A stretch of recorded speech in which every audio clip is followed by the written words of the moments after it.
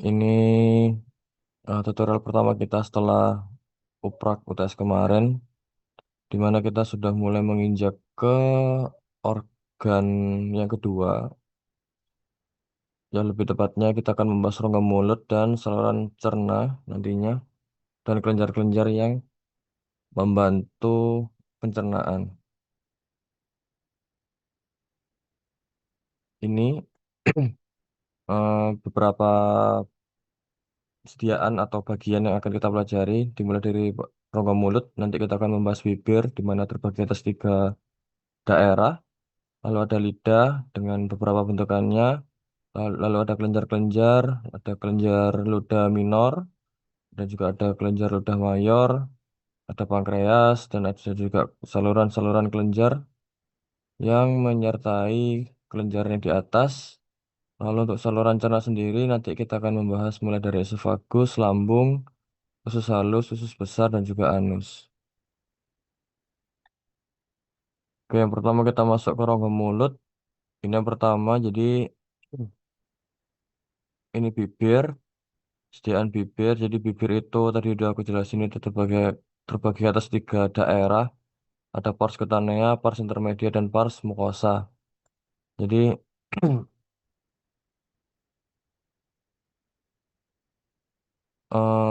pars mucosa, pars cutanea itu sendiri, dia tuh strukturnya tuh seperti kulit berambut atau kulit tipis yang kemarin kita pelajari, di mana ciri khasnya itu masih ada folikel-folikel rambut dan juga kelenjar minyak gitu.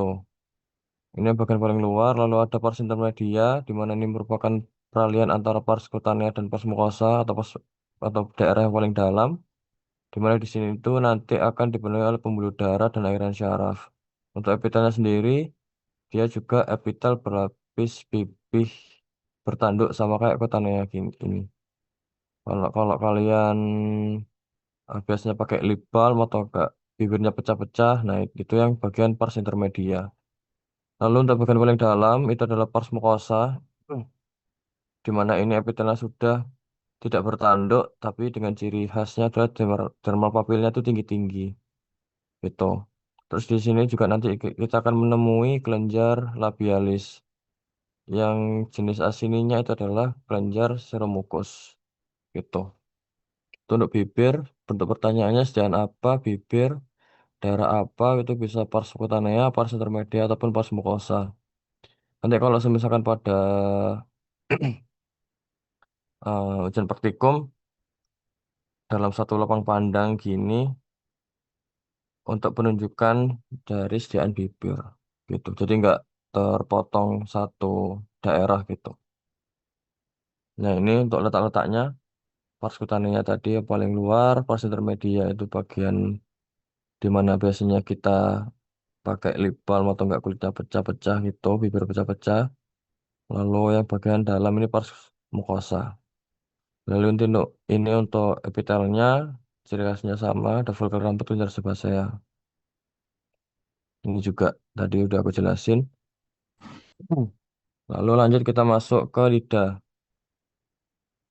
Jadi dalam perbesaran kecil lidah itu seperti ini. Jadi lidah itu tersusun atas banyak otot skelet yang bervariasi arahnya. Ada yang bentuknya oblik, ada yang longitudinal, ada yang transversal gitu. Karena memang pada dasarnya kenapa kok dipenuhi otot skelet? Karena kan kita bisa menggerakkan lidah kita kan gitu. Dan juga biasanya sebagai organ prehensi atau em, salah satu cara untuk mengambil makan kalau pada hewan. Nah ini, nah di lidah itu nanti banyak ditemui papil-papil atau tonjolan yang fungsinya adalah sebagai perasa atau taste gitu. Ada 4 jenis papil yang akan kita pelajari. Ada papilla filiformis, yang letaknya ini pada paling depan. Ada fungiformis, dia itu selang-seling antara filiformis. Lalu juga ada papilla foliata, letaknya ada di samping-samping sini. Dengan bentukannya itu khas, nanti akan kita lihat. Lalu ada papilla circumvallata, ini merupakan papilla paling besar. Ini untuk papilla filiformis, jadi bentukannya itu seperti gini, benang atau kerucut gitu, tajam-tajam dan berjejer, dan dia tuh tidak punya tespat atau perasa. Ini merupakan papilla paling banyak, di mana letaknya itu berada paling depan, dan epitelnya berlapis pipi bertanduk. Kalau kalian mungkin eh, nanti melajari sapi gitu ya, jadi sapi itu nanti tahu atau enggak kucing itu kasar karena itu banyak papilla filiformis di bagian lidah paling depannya gitu. Lalu selanjutnya yaitu adalah papilla fungiformis. Jadi papilla fungiformis ini bentuknya seperti jamur, di mana epitelnya itu sudah tanpa tanduk. Letaknya itu berada di sela-sela filiformis di bagian tengah gitu. Jadi kalau yang bagian depan tadi itu dipenuhi oleh filiformis semuanya, sedangkan yang fungiformis itu yang berada di bagian agak ke tengah medial gitu. Di mana ini sudah mulai terdapat isbat atau perasa. Lalu selanjutnya itu yang paling gampang mungkin karena ini merupakan papila paling besar, di mana epitelnya itu tanpa tanduk juga, dan mulai dapat kita temui adalah isbat yang banyak yang berada pada tepinya gitu. Ini juga ini isbat banyak sebagai perasa. Lalu biasanya sirkumvalata ini dia itu membentuk sebuah groove gitu atau parit di sebelah kanan kirinya. Lalu juga pada muaranya atau paling bawahnya itu nanti kita bisa menemui kelenjar ludah minor atau yang bisa kita sebut di sini tuh von Ebner gitu. Untuk lebih jelasnya kita bahas di slide berikutnya. Lalu ini yang bentukannya sama semua yaitu adalah papilla foliata di mana ini bentukannya seperti trisula atau garpu gitu. Ini ada papil satu, papil 2, papil 3, di mana papil yang berada di kanan kiri ini merupakan papil syaraf sebagai perasa, karena ini merupakan letak daripada tesbatnya. Sedangkan yang paling tengah ini adalah pembuluh darahnya. Itu untuk bentuknya sama semua seperti ini, sejajar. Itu untuk papilla foliata. Ini untuk review, jadi untuk filiformis bentukannya seperti ini, tajam-tajam. Lalu di antara filiformis itu nanti kita dapat menemui si fungiformis seperti jamur bentuknya. Lalu juga ada papila paling besar di mana ini membentuk sebuah sulcus atau groove gitu. Lalu juga di papila circumvallata ini nanti kita bisa menjumpai kelenjar. Lalu yang terakhir itu adalah papila foliata di mana bentukannya seperti trisula atau garpu terbalik gitu.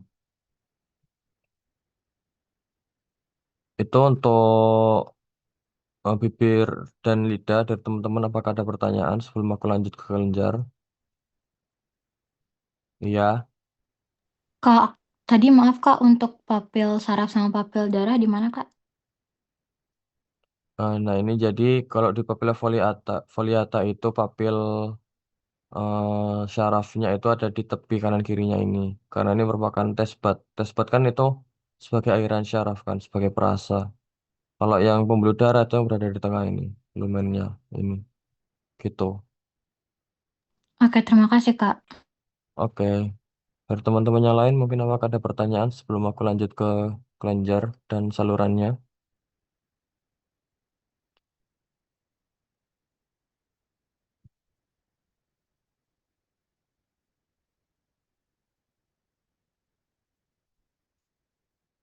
ke kelenjar. Jadi nanti kelenjar kita akan mempelajari dua jenis, ada kelenjar ludah minor dan kelenjar ludah mayor. Yang pertama itu kita akan membahas kelenjar ludah minor atau kelenjar lingualis, di mana ini letaknya itu ada di lidah. Karena letaknya ada di lidah, nanti bentuk pertanyaannya juga eh, hanya bentukan atau nama kelenjar apa. Sedangkan sediaannya itu adalah lidah, gitu. Terbagi jadi tiga, ada von Ebner, ada Weber, dan kelenjar Bandinun. Di mana Von Ebner ini ciri khasnya asininya adalah seros murni karena dia tuh gelap sehingga bisa menyerap pewarnaan dengan sempurna. Lalu ada kelenjar Weber di mana jenis asininya ini merupakan mukus murni sehingga tampak pucat gitu. Lalu yang ketiga itu adalah kelenjar Blandinun di mana asininya adalah seromukus. Jadi, sehingga ada yang gelap, ada yang pucat gitu. Nah, sebagai ciri khas karena ini merupakan letaknya ada di lidah, nanti buat membedakan antara kelenjar ludah minor dan kelenjar ludah mayor, kalian harus bisa menemukan si otot skeletnya ini, otot lurik itu. Karena memang pada dasarnya kelenjar ludah minor kan ada di lidah yang dipenuhi oleh bentukan otot skelet yang bervariasi gitu. Kalau pada kelenjar ludah mayor nanti hanya full kelenjar aja. Nanti kalian tidak akan menemui si jaringan otot skelet ini. Gitu. Itu diingat-ingat ya, dari Von Ebner itu serous, Weber itu mucus, Blandinun itu seromucus. Kalau buat aku, buat gampang ngapalinnya itu biasanya aku singkat SGMP. Gitu. Jadi serous gelap, mucus pucat. Gitu. Untuk Blandinun ini karena Blandinun ngeblend, campuran. Gitu. Lalu selanjutnya saluran kelenjar. Jadi saluran kelenjar itu ada dua. Ada yang intralobular duct, ada yang interlobular duct. Jadi kalau aku biar gampang kalian mempelajari itu kalian nanti bikin kayak peta konsep gitu. Jadi yang pertama itu ada yang di dalam dan ada yang di luar. Jadi maksudnya di dalam itu adalah di dalam dari lobulus, lobulus kelenjar dan di luar dari lobulus kelenjar gitu. Yang di dalam itu yang kita sebut dengan intralobular duct. Intralobular duct itu terbagi dua berdasarkan epitelnya. Kalau yang selapis kubis itu nanti kita sebut dengan intercalated duct. Kayak gini aja, selapis kubis. Sedangkan yang selapis silindris itu yang kita sebut dengan striated duct. Ini kayak gini. Ini juga selapis silindris. Sedangkan yang di luar dari lobulus itu yang kita sebut dengan interlobular duct. Interlobular duct itu biasa bisa epitel selapis silindris kayak gini atau enggak berlapis kubis. Itu. Itu buat membedakannya pertama. Berdasarkan letaknya ada yang di dalam lobulus kayak ini. Jadi di sekelilingnya itu masih ada lobulus-lobulus yang bisa kita amati. Sedangkan yang interlobular itu di luar lobulus. Jadi agak berjauhan gitu. Ini lobulus, lobulus, lobulus, lobulus. Sedangkan si lumennya itu berada di antara lobulus itu. Itu yang pertama. Kalau yang kedua buat gampangnya itu adalah berdasarkan dari ada tidaknya si jaringan ikat. Kalau yang intralobular duct, karena dia itu berada di dalam dari silobulus kelenjar, itu umumnya dia itu sedikit atau bahkan nggak ada jaringan ikat sama sekali. Itu jadi dia cenderung bersih, hanya dikelilingi oleh pembuluh darah. Ini kan ada pembuluh darah ini, kapiler. Itu untuk intralobular duct. Sedangkan untuk interlobular duct itu dia dikelilingi oleh banyak jaringan ikat dan pembuluh darah. Itu jadi si jaringan ikatnya itu lebih tebal gitu. Karena memang pada dasarnya dia itu berada di antara lobulus kelenjar gitu. Itu buat bedain intralobular duct dan interlobular duct. Dan terus nanti buat diuprak, kalau kalian menemui intralobular duct itu jawabnya harus spesifik, intercalated duct atau striated duct. Kalau hanya intralobular duct itu salah, karena tidak spesifik. Beda halnya nanti kalau interlobular duct itu kalian jawab interlobular duct juga nggak apa-apa, karena memang hanya satu. Itu untuk seruan kelenjar. Lalu selanjutnya yaitu kita bahas kelenjar ludah mayor. Yang membedakan antara kelenjar ludah mayor dan kelenjar ludah minor yang pertama adalah kelenjar ludah mayor itu dia adalah sediaan. Kenapa? Karena itu dia bisa diambil secara terpisah. Beda halnya nanti kelenjar ludah minor itu tadi dia masih dalam sediaan lidah. Itu. Yang pertama kita akan membahas kelenjar parotis di mana ini asininya adalah seros murni sehingga dia akan tampak gelap. Gitu. Terus dia merupakan kelenjar ludah terbesar dan nanti banyak kita temui interkalater duct yang panjang dan striated duct yang panjang. Itu kan ini adalah striated duct. Lalu juga ada ini yang ditunjuk oleh angka nomor 2. Ini adalah intercalated duct gitu. Dan oh ya aku garis bawahi juga di parotis takutnya nanti kalian bingung kalau diuprak. Kelenjar parotis ini kan letaknya itu sesuai namanya parotis itu ada di belakang dari telinga. Jadi di belakang dari telinga itu biasanya ada bantalan lemak. Bantalan lemak berarti nanti bisa jadi di sekitarnya itu ada jaringan lemak. Jadi jangan bingung kalau nanti kalian menemui jaringan lemak di samping dari kelenjar parotis gitu. Lalu ini juga ada tetap ada si jaringan ikat connective tissue. Ingat-ingat jadi kelenjar parotis dia aslinya adalah serus murni. Lalu lanjut ke kelenjar submandibularis atau submaxilla. Jadi ini merupakan eh, kenapa kok dipakai atau karena memang tidak bisa dibedakan antar sediaannya. Jadi antara submandibula sama submaxilla itu biasanya sama aja. Asininya itu seromukus. Tapi didominasi oleh seros yang lebih banyak, sekitar 80%. Nah, ini kan ini seros. Seros. Sedangkan ini ada yang seromukus. Lalu, biasanya kalau di kelenjar ludah submandibula atau submaxilla itu ada bagian asini daripada mukus. Ini yang putih ini. Yang diliputi oleh serus kecil yang bentuk seperti bulan sabit. Ini yang kita sebut dengan Demilun of Genuzi. Gitu. Di Lun itu artinya adalah sabit, Gianuzi itu penemunya. Jadi kita sebut dengan Demilun of Gianuzi. Itu untuk submandibula atau submaxilla. Lalu selanjutnya itu adalah sublingualis. Sublingualis ini dia jenis asinnya itu sama kayak submaxilla atau submandibula, yaitu adalah seromukus. Akan tetapi nanti kalian bisa mengidentifikasi dengan asin mukus yang lebih banyak. Ini yang pucat-pucat itu lebih banyak daripada yang gelap-gelap gitu. Lalu di sini juga nanti kita juga mulai jarang menemui intercalated ataupun striated duct. Dan Demilin of Genuzi pun masih bisa kita temui di sini. Itu. Jadi kalian harus apa ya, bisa melihat secara lapang pandang yang luas mana yang lebih banyak antara serus ataupun mukusnya. Kalau serus berarti antara submandibula atau submaxilla, sedangkan untuk yang mukus yang lebih banyak yang pucet-pucetnya ini berarti sublingua. Gitu.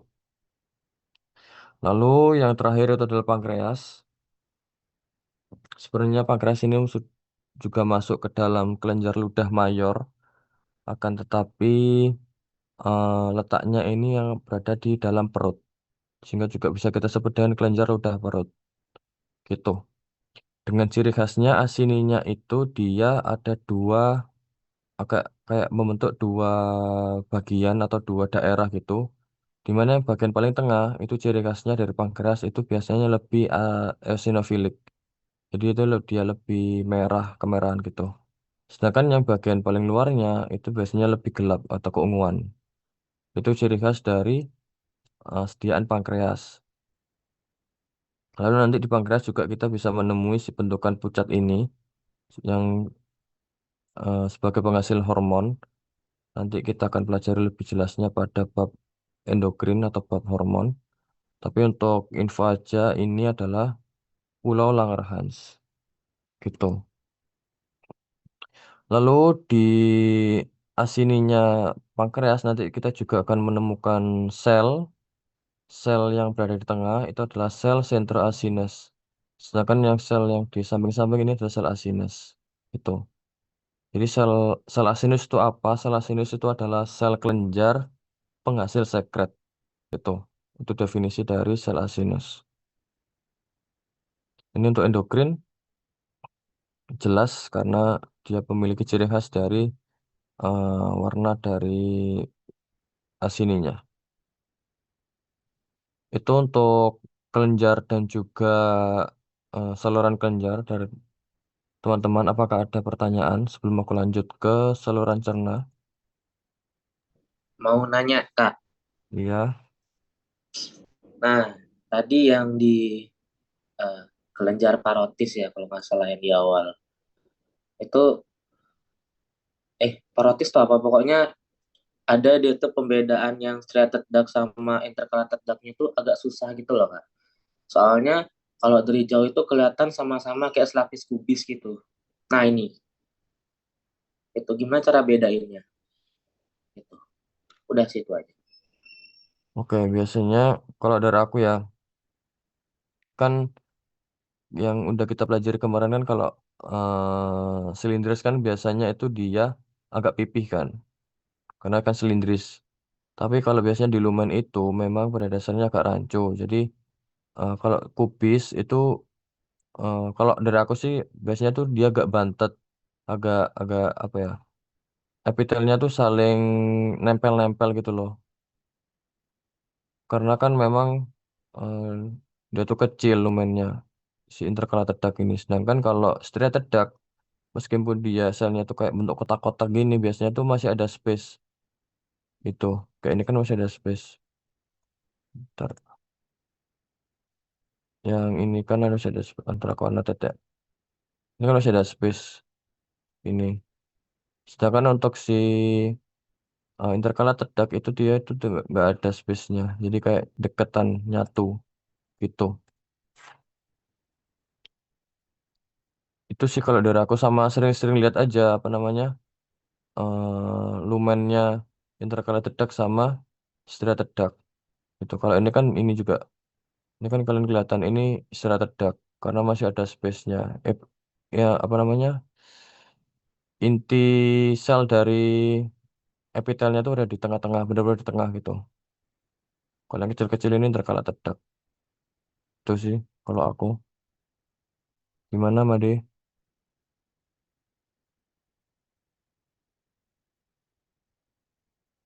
Oke, ACC, ACC.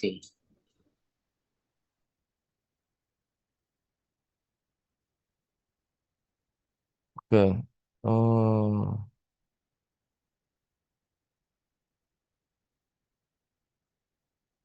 Praparca kelenjar ludah minor terus ditanya sediaan jawabannya apa? Lidah dong. Kalau kelenjar ludah minor ditanya sediaan jawabannya apa? Lidah. Gitu Ayla. Gimana? Karena kalau kelenjar ludah minor itu pasti pertanyaannya itu antara kalau nggak nama kelenjar bisa jadi bentukan kayak ini. Gitu. Oke, sebelum aku lanjut ke sistem pencernaan, apakah ada pertanyaan teman-teman?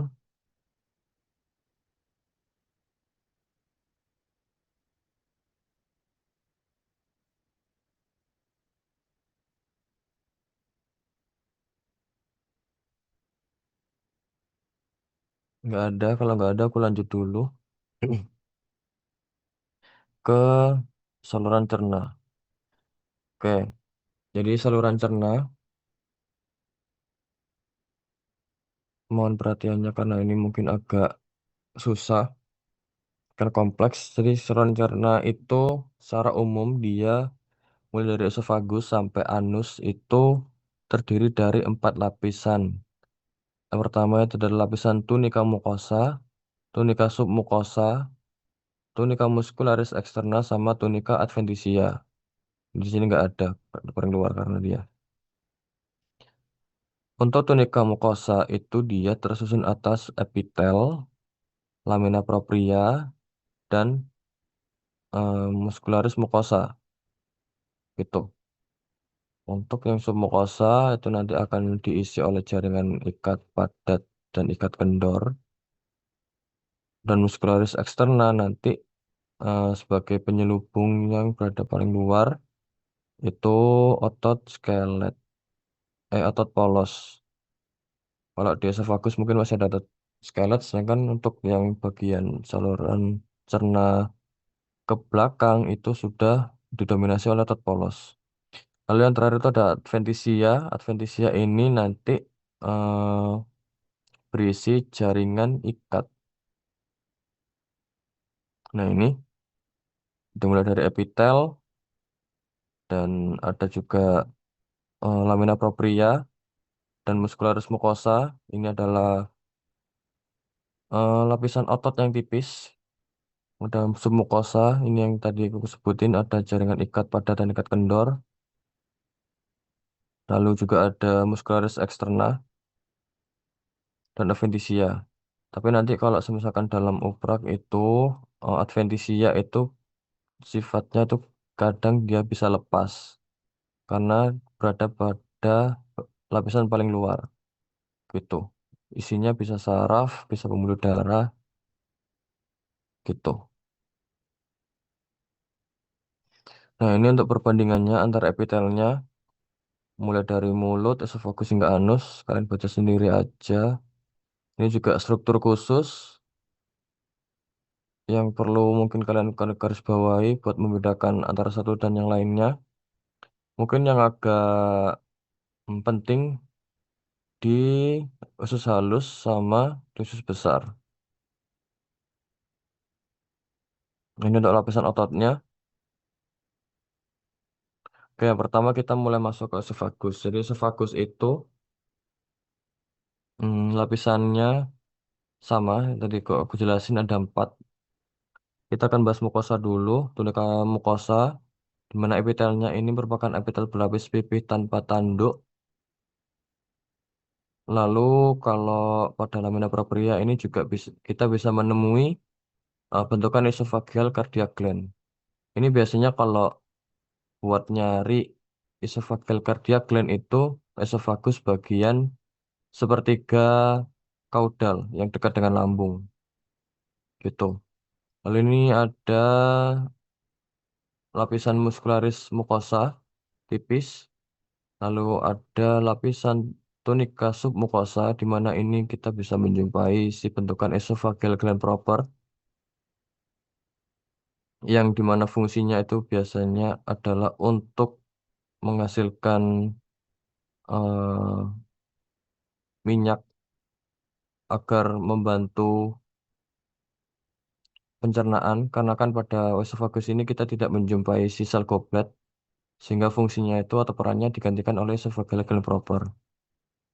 Lalu yang terakhir itu adalah muscularis externa di mana ini merupakan lapisan otot yang tebal.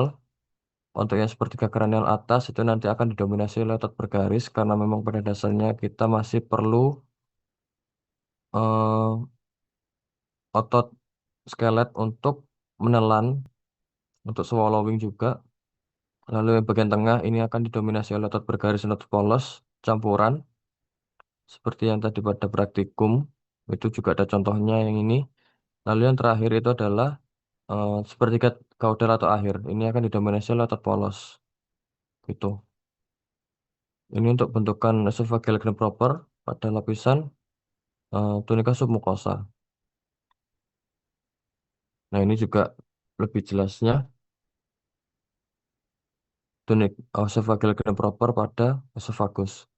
Jadi ini yang epitel, ini yang lamina propria, ini lapisan muscularis mukosanya, ini yang lapisan tunika submukosa. Ini baru masuk ke muscularis externa. Nah, ini untuk perbandingannya. Jadi seperti ke kranial atas nanti akan didominasi oleh otot skelet. Bentukannya seperti ini. Aku harap kalian nggak lupa bentukannya otot skelet dalam potongan melintang maupun membujur. Lalu ada sepertiga kaudal, nanti akan didominasi oleh otot polos. Potongan melintangnya seperti ini, potongan membujurnya seperti ini. Nah, ini juga secara skematis. Ini lapisan pertama itu adalah muscularis externa yang sirkuler. Lalu yang kedua ini yang longitudinal.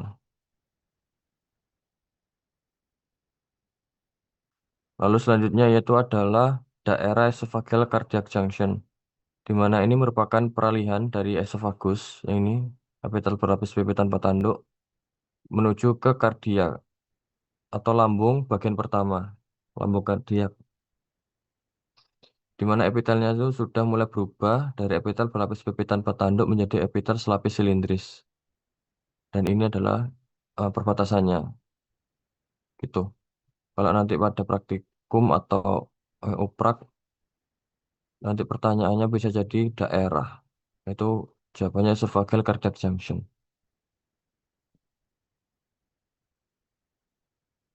Nah, ini secara skematisnya buat penunjukan esophageal cardiac gland ini berada pada lapisan lamina propria. Oke, setelah esophagus, aku lanjut ke lambung. Jadi di lambung ini lapisan muscularis eksternalnya nanti sudah mulai terbagi jadi 3 lapis. Yang pertama itu ada sirkuler, ada yang longitudinal, ada yang bentuk sirkuler lagi. Di lambung, lapisannya masih sama, masih ada mukosa, submukosa, juga muscularis eksternal serosa, di mana pada bagian lambung ini nanti mukosanya itu akan membentuk gastric pit atau cekungan, gitu, pit. Dan pada lambung ini nanti akan terbagi atas 3 bagian, ada yang lambung bagian kardiak, ada yang lambung bagian fundus, ada lambung bagian pilorus, di mana setiap bagian ini nanti punya kelenjar khusus di bagian lamina proprianya. Sesuai namanya, kalau kardiak itu cardiac gland, untuk fundus itu fundic gland, untuk pilorus itu adalah pyloric gland. Oke, yang pertama, kita akan membahas lambung kardiak. Jadi yang sudah aku jelasin tadi, di bagian epitelnya itu nanti membentuk sebuah cekungan atau gastric pit. Itu. Kalau buat aku agak subjektif buat menilai bentuk gastrik itu sesuai huruf V atau huruf U. Jadi kalau buat aku buat gampangnya itu nanti kalian perlu apa namanya ingat-ingat ada 2 ciri utama berdasarkan dalam atau dangkalnya yang pertama. Yang kedua adalah berdasarkan ada gap atau enggaknya dengan si kelenjar yang di bawahnya. Kita bahas untuk lambung kardiak terlebih dahulu. Gastric pitnya berbentuk huruf V dan dangkal. Kalau aku ini adalah dangkal. Jadi gampangnya ini dangkal yang pertama. Lalu yang kedua, masih ada gap dengan kelenjar di bawahnya. Masih ada gap dalam artian ini antara gastric pitnya dengan kelenjar di bawahnya itu tidak langsung menempel. Jadi masih ada space-nya. Kayak gini. Gitu. Lalu di bagian bawahnya itu sudah mulai masuk ke kelenjarnya, si cardiac gland. Itu ya, jadi di garis bawahi kalau kardiak, si gastric pitnya itu dangkal dan masih ada gap dengan kelenjar di bawahnya. Lalu kita masuk ke fundus. Kalau fundus, itu gastric pitnya dia dangkal, akan tetapi tidak ada gap dengan kelenjar di bawahnya. Jadi langsung nyentuh. Dan ciri khas yang ketiga, kalau khusus untuk fundus, itu si kelenjarnya itu bentukannya itu panjang-panjang sejajar. Gitu. Itu lambung fundus. Jadi ingat-ingat gastric pitnya dia tuh dangkal, tapi tidak ada gap. Hmm. Lalu juga eh, khusus untuk fundus, nanti di bagian kelenjarnya, fundigland ini, itu tersusun atas 4 sel. Ada Schiff cell, mucosal cell, sel parietal, dan sel argentavin. Tapi pada praktikum, itu yang kita pelajari atau kita bahas itu hanya ada 2, yaitu Schiff cell yang pertama, yang kecil-kecil, yang kedua adalah sel parietal. Kenapa kok hanya 2? Kenapa kok nggak semuanya 4? Karena untuk mukus Nixel dan Serragetavin itu dia itu bentukannya mirip dengan si Schiff cell, itu sama-sama kecil. Makanya kita sebutnya adalah Schiff cell semua. Selain daripada Schiff cell itu adalah sel parietal, di mana dia tuh lebih eosinofilik, bentukannya lebih merah, gitu. Karena memang pada dasarnya sel parietal ini adalah yang menghasilkan HCl. Sedangkan yang shift cell ini yang menghasilkan pepsinogen. Interaksi kimia antara keduanya ini yang akan membentuk pepsin gitu. Jadi gampangnya pepsinogen ini adalah bentuk inaktif dari pepsin gitu. Nah, ini secara skematis bentukan shift cell sama eh, sel parietal. Nah, kan ini sama kan shift cell sama mucosal cell itu sama bentukannya. Makanya kita hanya membahas shift cell dan sel parietal gitu. Ini juga sama. Lalu yang ketiga, kita akan membahas lambung bagian pilorus. Jadi tingkat-tingkat yang pertama tadi aku jelasin berdasarkan dangkal dalamnya gastric pit yang pertama. Yang kedua adalah berdasarkan ada tidaknya gap dengan kelenjar di bawahnya. Kalau lambung pilorus itu gastric pitnya dia dalam dan tidak ada gap dengan kelenjar di bawahnya. Jadi langsung nyentuh. Beda halnya tadi sama fundus, dia itu dangkal, langsung nyentuh. Sedangkan untuk pilorus dia itu dalam dan langsung menyentuh dengan kelenjarnya. Gitu. Untuk lambung pilorus dengan kelenjarnya adalah pyloric gland. Jadi mau diingat-ingat cara membedakan antara kardiak, fundus, sama pilorus. Nah ini untuk review tadi ini dangkal, masih ada gap, berarti ini adalah lambung kardiak. Dia dangkal tapi langsung menyentuh dengan kelenjarnya dan kelenjarnya bentukannya panjang-panjang sejajar. Ini yang lambung fundus. Sedangkan yang pilorus dia tuh dalam dan langsung nyentuh dengan uh, glandnya. Ini yang lambung pilorus. Lalu nanti juga ada sama ada perbatasan antara lambung dengan usus, terutama usus halus yang bagian paling depan daripada usus, di mana daerah ini yang kita sebut dengan pyloric duodenal junction, di mana sudah mulai ada peralihan bentuk, di mana epitelnya masih sama, epitel selapis silindris, akan tetapi nanti pada usus halus dia sudah mulai membentuk vili atau lipatan seperti itu. Nah, untuk usus halus lapisannya masih sama, karena tapi nanti kita dapat menjumpai beberapa bentukan. Yang pertama itu adalah plika kerkringi. Plika kerkringi itu merupakan pelipatan antara lapisan tunika mukosa dan tunika submukosa. Jadi dua lapisan ini akan melipat. Nah, yang tunjuk oleh warna hijau ini. Jadi yang ini adalah tunika mukosanya. Sedangkan yang putih-putih bening ini yang ada di antaranya ini adalah tunika submukosanya. Jadi ikut melipat gitu. Lalu ada bentukan fili intestinal di mana epitelnya selapis silindris, ada sel goblet, ada mikrofili, dan ada lumen sentral lakteal yang berada di dalam fili. Lalu ada bentukan kriptali berkun dan sel panet. Jadi aku jelasin dulu buat konsep fili sama kripta. Jadi fili itu bentukannya itu seperti gunung-gunung gini, tonjolan ke atas, dengan kripta itu tonjolan ke bawah yang bentuk seperti lembah gitu. Kalau kita potong secara transversal atau melintang, nanti akan bentuk sebuah bulatan-bulatan gini.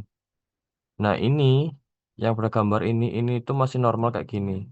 Nanti kalau kalian kan kalau nggak salah tadi waktu praktikum itu ada yang bentukannya bulat-bulat.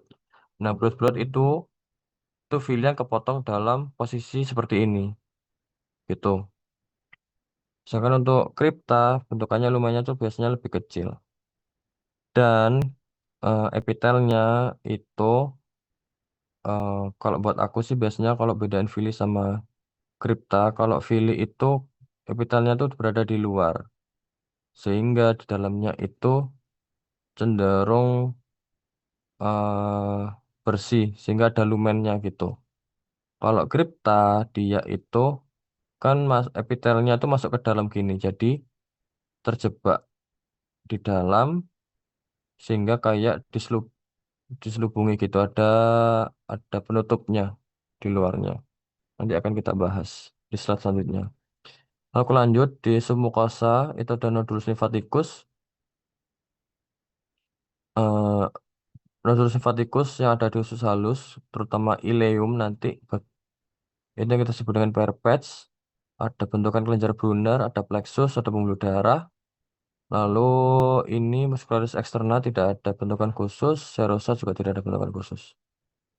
Oke, kita mulai masuk ke duodenum. Jadi duodenum itu merupakan usus eh, bagian awal di mana eh, ciri khasnya itu nanti kita bisa identifikasi dari lapisan tunika submukosanya, yaitu ada kelenjar Brunner dengan warnanya yang lebih pucat gitu.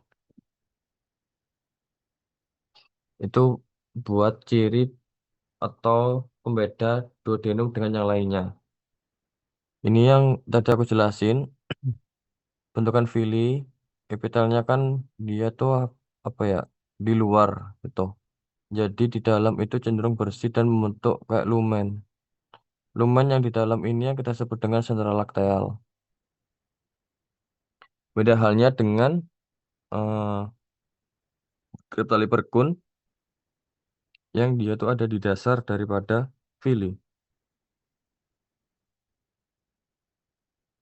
Nah ini di Cryptolipercun itu nanti juga ada sel yang granulnya atau lebih eosinofilik yang kita sebut dengan sel panet. Nah ini yang tadi aku jelasin kalau villi dia tuh epitelnya kan berada di luar gini, sedangkan yang di dalamnya itu cenderung lebih eh, bersih. Jadi ya, kayak ada pembatasnya gitu. Beda halnya dengan Cryptolipercun. Cryptolipercun itu karena epitelnya itu masuk ke dalam, jadi lapisannya itu pembatasnya itu berada di luar. Kalau villi itu pembatasnya ada di dalam. Gitu. Itu buat bedaan kripta sama villi. Terus di dalam villi juga ada lumen sentral lakteal. Dalamnya ini merupakan saluran limfatik sama pembuluh darah biasanya.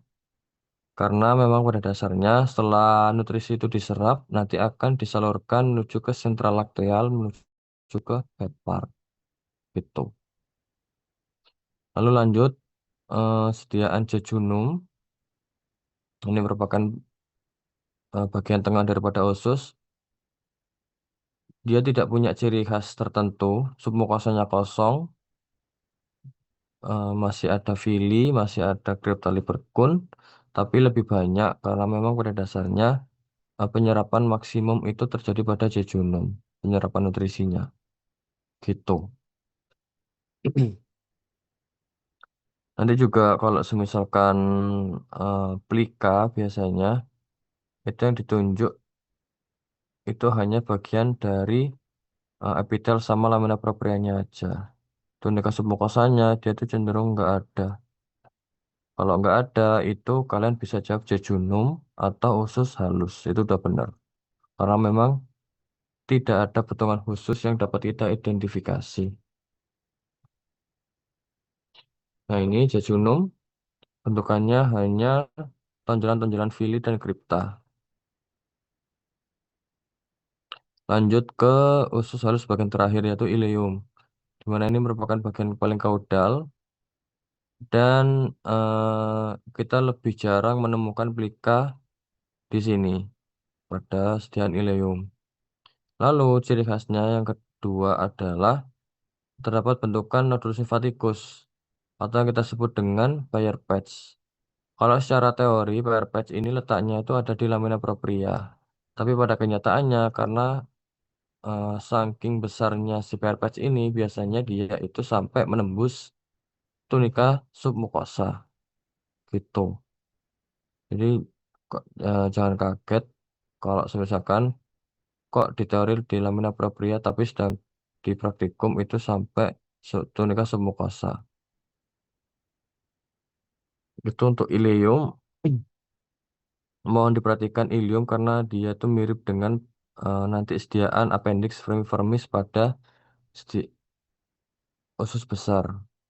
Tapi sebagai ciri utama atau dasarnya kalian harus paham kalau usus halus dia itu masih punya villi gitu. Oke, lanjut kita masuk ke usus besar. Usus besar itu kita akan membahas yang pertama ada appendix vermiformis, kolon, rektum, dan anus. Tapi yang masuk dalam praktikum itu hanya appendix vermiformis, kolon, sama anus aja. Karena rektum itu tidak ada ciri khusus yang dapat kita identifikasi. Oke, pada usus besar, lapisannya masih sama, ada mukosa, submukosa, muscularis eksterna, dan serosa. Akan tetapi yang perlu kalian garis bawahi pada mukosa, usus besar itu kita sudah tidak menemui atau tidak menjumpai si fili intestinal. Jadi hanya Cryptalibercon yang banyak itu. Dan pada usus besar nanti juga ada pelipatan antara mukosa dan submukosa yang kita sebut dengan plika semilunaris. Ya, seperti ini. Ini yang tunika mukosanya, ini yang tunika submukosanya. Lalu, nah ini Cryptalibercon eh, yang dapat kita identifikasi. Lalu pada muscularis eksterna nanti kita juga akan menemui beberapa bentukan. Khususnya adalah Taenia coli. Ini merupakan bentukan yang khas pada sediaan kolon,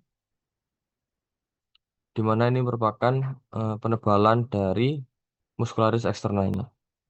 Itu. Oke, yang pertama kita masuk ke appendix vermiformis terlebih dahulu, di mana ciri khasnya dia itu lumennya membentuk seperti bintang yang pertama. Lalu yang kedua, dia eh, dapat kita jumpai bentukan nodulus limfaticus atau yang kita sebut dengan limfonodul agregasi pada lapisan tunika em, pada lapisan lamina propria hingga submukosa, sama seperti ilium tadi.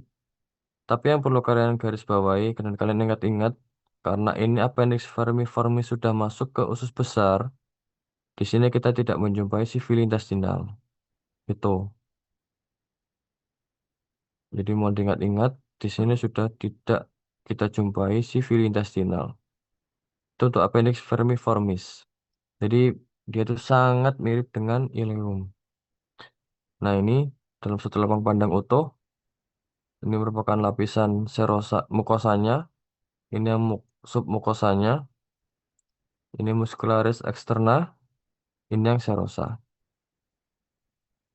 Ini bentukan limfonodul agregasi.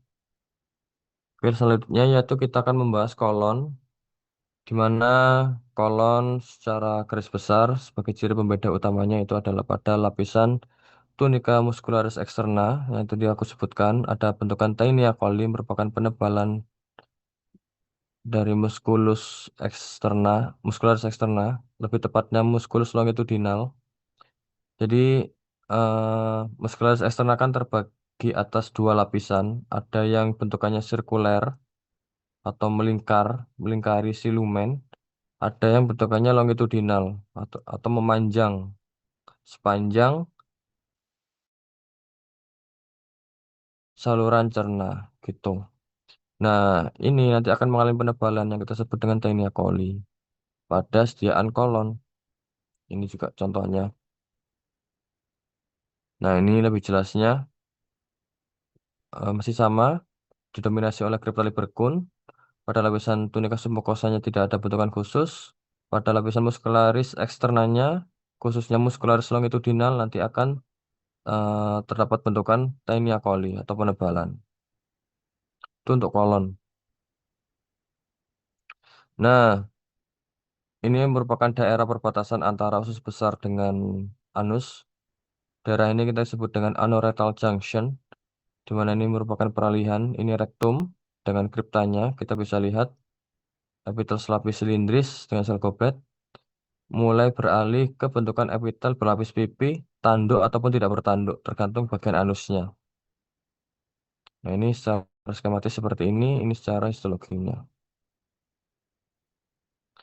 Nah, ini untuk review, diingat-ingat kembali untuk duodenum, dia terdapat bentukan kelenjar Brunner pada tunika submukosanya. Untuk jejunum kita tidak menjumpai apapun selain daripada fili dan kripta. Lalu pada ileum ada bentukan pair patch, tapi ingat-ingat ini ada bentukan fili. Lalu pada appendix firmiformis, ini ada bentukan limfonodul agregasi, tapi tidak ada fili, ini hanya Cryptaliberkun aja. Untuk pada kolon, ini ada Taenia coli. Lalu selanjutnya, eh, ada plika. Plika itu merupakan penonjolan pada lapisan mukosa dan submukosa. Oh, yang tadi udah aku jelaskan, kalau pelipatan ini pada usus halus, itu nanti kita bisa menjumpai si fili intestinal ini. Lalu ada Cryptaliberkun juga. Pelipatan pada usus halus ini kita sebut dengan plika kerkrini. Itu. Ini. Ini untuk usus halus, plika kerkrini. Beda halnya nanti dengan usus besar. Karena kita tidak menjumpai fili, kita hanya akan menemui si Cryptaliberkun aja yang banyak. Nah ini. Ini yang kita sebut dengan plika semilunaris. Ini merupakan penonjolan atau pelipatan pada usus besar. Itu. Aku lanjut aja karena tinggal dikit sebelum pertanyaan. Yang terakhir itu adalah anus. Anus ini orbitalnya berlapis pipi tanpa tanduk untuk yang bagian dalam. Sedangkan yang bagian luar ini berlapis pipi bertanduk. Lalu pada lamina proprianya ini akan kita temui si kelenjar circumanalis. Ini merupakan kelenjar keringat. Dan pada muscularis eksternalnya akan didominasi oleh sphincter atau otot yang bentuknya seperti cincin yang pada dasarnya adalah fungsinya untuk membuka dan menutup anus. Nah, ini untuk sediaannya seperti ini. Ini ada epitelnya, ini lamina properianya sangat tebal, ada kelenjar, ada pembuluh darah, ada kelenjar juga itu. Lalu ada plexus syaraf atau akhiran syaraf. Ini merupakan bagian daripada ganglion otonom yang kemarin kita telah pelajari, merupakan bagian dari sistem jaringan sistem syaraf tepi. Yang pertama itu adalah plexus Meissner, di mana letaknya itu ada di tunika submukosa. Di sini, ini kan mukosa, tunika mukosa, mulai dari epitel, lamina propria, dan muscularis mukosa. Di tunika submukosa itu ada plexus Meissner. Lalu ini adalah plexus aorba, di mana letaknya itu ada di tunika muscularis eksternal, lebih tepatnya itu ada di antara muscularis eksterna sirkuler yang ini yang atas dan muscularis eksterna longitudinal yang bawah. Itu ada plexus aorba. Untuk bentuk pertanyaannya bentukan. Itu mungkin untuk tutorial hari ini dari teman-teman apakah ada pertanyaan terkait saluran cerna karena memang ini sangat banyak dan kompleks. Halo Kak, mau nanya Kak. Ya, Ini yang anusnya aku masih kurang paham Kak. Jadi maksudnya yang di dalam itu tidak bertanduk, di luar bertanduk. Itu dari preparat yang dibawa deh Kak yang kelihatan jelas ininya histologinya yang anus. Next. Nah ini, maksudnya yang dalam yang mana, yang luar yang mana? jadi yang maksudnya yang dalam itu biasanya dia itu masih berbatasan dengan si rektum yang tadi. Kayak ini itu bagian dalam karena dia tidak punya tanduk. Kayak ini juga tidak ada tanduk. Sedangkan yang dua ini sudah mulai ada tanduknya atau stratum corneumnya. Ini yang warna agak merah ini juga ada tapi tipis. Gitu. Biasanya paling luar. Dia tuh sama kayak eh, kulit tebal gitu. Oke, oke, sip, sip, sip, paham. Oke. Dari teman-teman yang lain, apakah ada pertanyaan terkait dengan eh t- saluran cerna?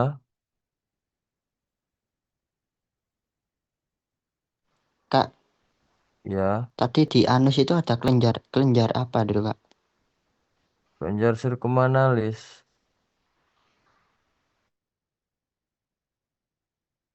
Ini merupakan kelenjar keringat yang khas karena memang cara pengeluaran sekret, iya cara pembentukan sekretnya itu adalah apokrin. Kalau kalian masih ingat, kalian bisa baca-baca lagi yang kemarin kan ada holokrin, apokrin, sama merokrin. Zircumanalis itu jenisnya yang apokrin. Itu jadi hanya sebagian aja yang luruh, sel-selnya membentuk sekret. Oke, makasih, Kak. Oke, dari teman-teman yang lain, apakah ada pertanyaan atau udah jelas atau masih bingung? Kak, maaf, tadi kayaknya eh, kelewat. Akunya kelewat. Tadi plexus Meissner itu yang mananya, Kak? Ini, jadi Blasius Meissner itu letaknya ada di tunika submukosa. Bentukannya tuh bulat-bulat gini. Dia itu ada di tunika submukosa, biasanya itu ada di antara si jaringan ikat padatnya ini gitu kan. Tunika submukosa itu isinya adalah jaringan ikat padat eh, tidak beraturan sama yang kendor gitu, letaknya ada di antara ini gitu, bentukannya bulat-bulat.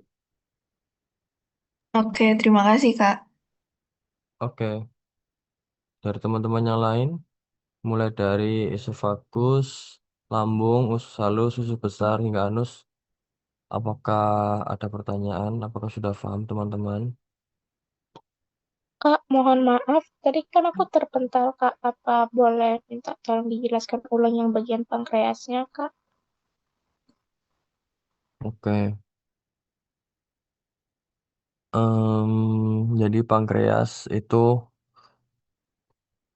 sebenarnya sama seperti kelenjar ludah mayor yang lain, karena ini merupakan bagian dari kelenjar ludah mayor, tapi letaknya ada dalam perut, sehingga kita bisa menyebutnya kelenjar ludah perut. Gitu.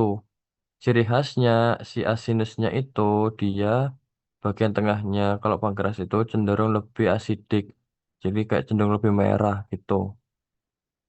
Sedangkan lebih bagian paling luarnya itu dia gelap. Itu ciri khas daripada pankreas. Lalu ada sel-sel yang kita bisa jumpai di pankreas. Yang bagian paling tepi-tepi ini adalah sel asinus. Yang tengah itu adalah sel sentroasinus. Ini hanya dapat kita jumpai pada pankreas. Sel asinus itu apa? Sel asinus itu adalah sel kelenjar penghasil sekret. Tuh. Terus selain daripada sinusnya ini nanti di pankreas itu juga kita bisa menjumpai si bentukan pucat ini. Tapi lebih jelasnya akan kita bahas pada bab endokrin nanti. Tapi untuk informasi, sekedar informasi aja, ini adalah Pulau Langerhans namanya. Gitu. Gimana? Sudah, Kak. Terima kasih, Kak. Oke, dari teman-teman yang lain, Bos, gimana? last question, Bos. Ya, Dari saya. Nggak tahu lah yang lain. Nah, itu mau nanya. Ini yang di kolon, yang di bagian ya. tunika adventitianya tuh namanya appendix epiploid epiploid C itu gimana sih? Epiploid C. Ini cari Ada lagi. nggak? Ah, ah, ah, ah, ah. Ini nggak ada sih kalau apa namanya dalam preparat, karena memang Tunica rosa itu dia gampang lepas karena kan hanya jaringan ikat biasa, jadi itu dia nggak nempel gitu. Ini hanya secara teori aja sih gitu. Gimana Made? Di sini nggak ada bentukannya sih.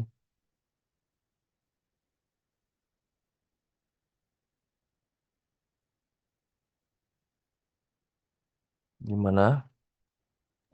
Oke, sip. Thank you, Kak. Oke.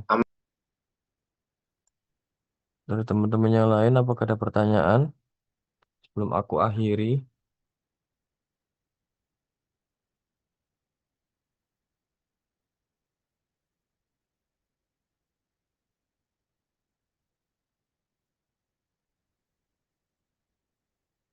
Nggak ada. Kak mau tanya lagi.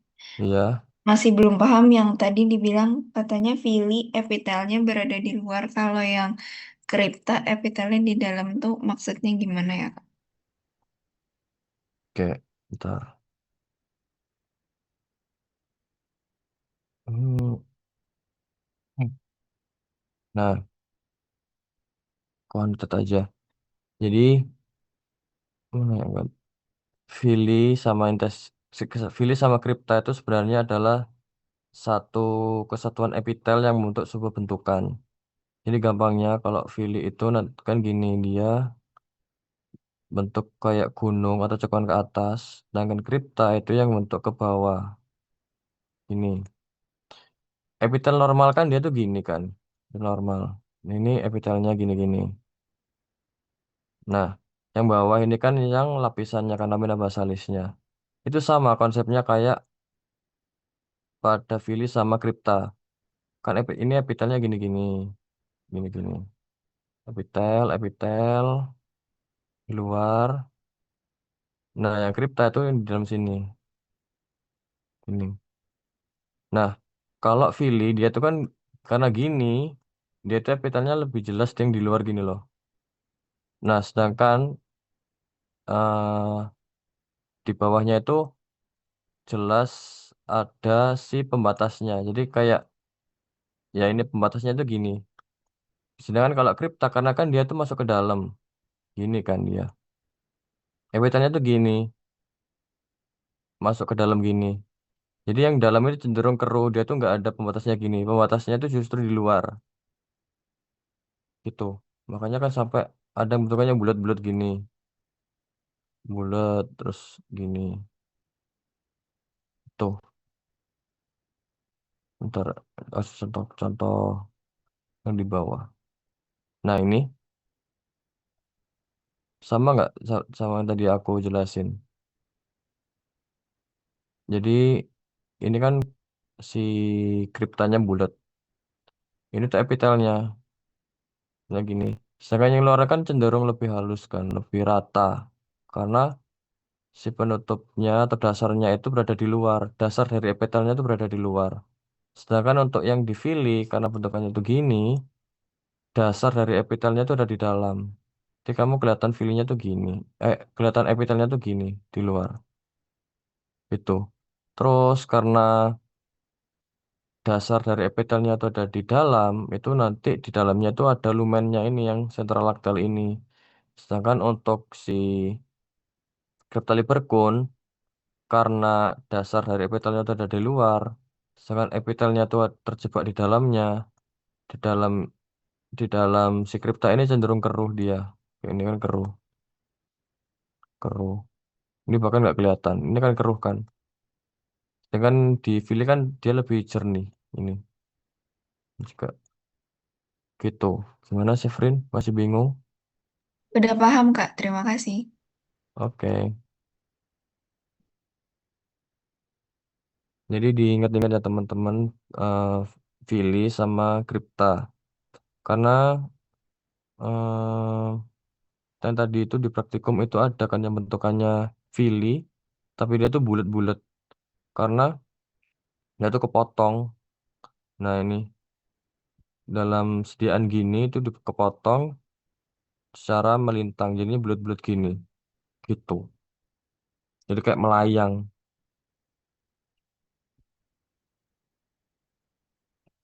Mungkin itu. Apakah ada pertanyaan lagi terkait bab 8 ini?